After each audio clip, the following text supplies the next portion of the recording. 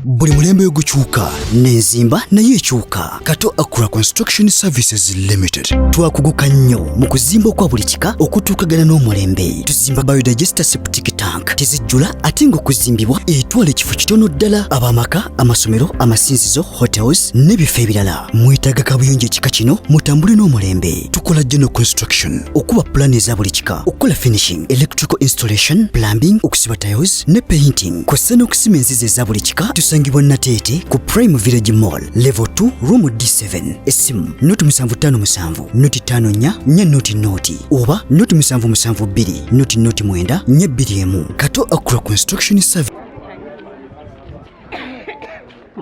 Kiranga bamama tebafuddeyo okuyonsa bulungi baana baabwe muno mu byalo gye tuli naddala abalwadde eno gye tukolera. Abaana babaleeta nga balwadde endiisa. Abamu balowooza nti okuyonsa n'amabeere gajja ggwa ne batagala kuyonsa abaana baabwe, so nga ate omwana olina ky'omudinaayinga. Ebirungo byonna ebiri mu bbeere omwana aba tabifunye, be baba nabo osanga nga n'obwongo bwabwe bunafu mu kiraasi n'alwala endiisa.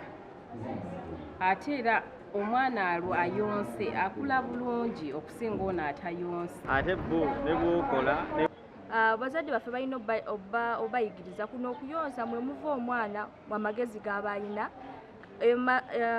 Amata ago gatuyambako okuleeta ebiriisa mu baana. Jjukira omwana abatalya nti biba bireeta antibodies mu musaayi, ate biyambako n'omwana okubeera healthy ng'alabika bulungi. Ate era n'eri omuzadde omukyala bikuyambako okulwanisa kansa w'amabeere n'owannabaana, nti bifulumya buli w'oba oyonsa waliwo homoni ezikirizibwa obutafuluma n'ekuyambako okuziyiza obulwadde obwo.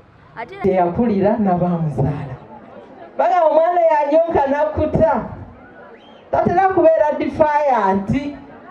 Era kasita olaba omuntu ng'ayagala nnyo okwekalakasa okola ki? Buuza ono omwana yakuta amabeere. Omwana atakuze mabeere abeera muzibu nnyo.